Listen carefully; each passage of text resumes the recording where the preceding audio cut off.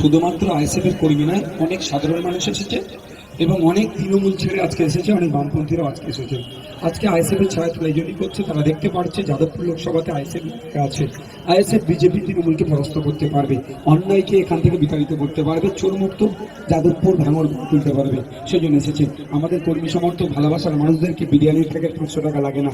তারা দেখুন এই বৃষ্টিতে, আমি বলছিলাম আসবো না, প্রোগ্রামটা ক্যান্সেল করে দিচ্ছে, কিন্তু আমাদের নেতৃত্বরা বললো না ভাইজান, আমরা সর্বোচ্চ দিয়ে আমরা যাব, আপনি আসুন। বারবার আমাকে ডেকেছে, আসতে বলেছে, তাই আমি এসেছি।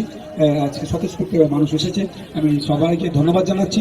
সাথে সাথে এটাও বলবো, শুনছি একটা প্রাকৃতিক দুর্যোগ আসছে, আমরা সৃষ্টিকর্তার কাছে চাইছি দুর্যোগ মুক্ত যাতে বাংলা থাকে, এই বাংলায় এই দুর্যোগে বাংলার না কোনো ক্ষতি হয়, সেটা বারবার আমরা চাইছি। তারপরে সতর্ক সজাগ আমাদের থাকতে হবে।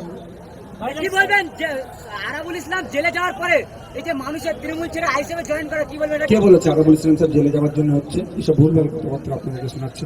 অনেক আগে থেকেই আসছে, অনেকে ভয়ে সেটা বুঝতে গেছিল, এখন ক্রমশ ভয় ছেড়ে চলে আসছে।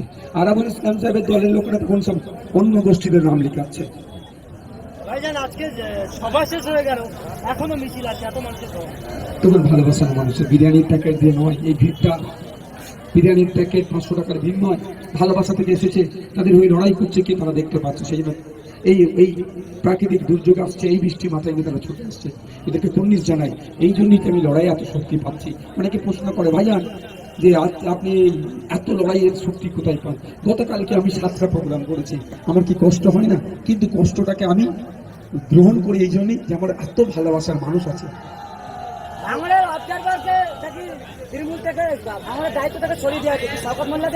কাকে কোথায় দেবে ও তৃণমূল সেটা নিয়ে বলতে পারবো না, তবে একটা কথা বলবো, যে অন্যায় করবে সে জেলের ভাত খাবে। ভাইজান আজকে ক্যানিং পূর্বে চন্দনেশ্বর এলাকায় আপনি সভা করেছিলেন, সেই সভার পরে আইএসএফ কর্মীরা যারা বাড়িতে গিয়েছেন, বাড়িতে গিয়ে তৃণমূল কিছু দুষ্কৃতীরা প্রকাশ্যে হুমকি দিচ্ছে, সে যারা ডিস্টার্ব করছে তাদের নামগুলো আমরা থানাকে জানিয়েছি।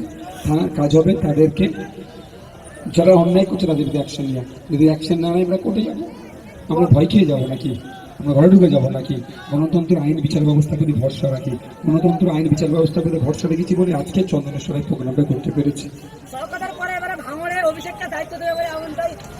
যাকে ইচ্ছা মমতা ব্যানার্জি নিতে পারে, অভিষেক বাবু নিতে পারে, যার ইচ্ছা নিতে পারে, কি আছে? ভাঙড়ের এমন ছুচোবাজিকে পাঠিয়েছে বিধানসভার মধ্যে, এক ছুচোবাজি 293 ঘুম হারাম করে দিচ্ছে, ওই জন্যই হয়তো হবে। Thank you.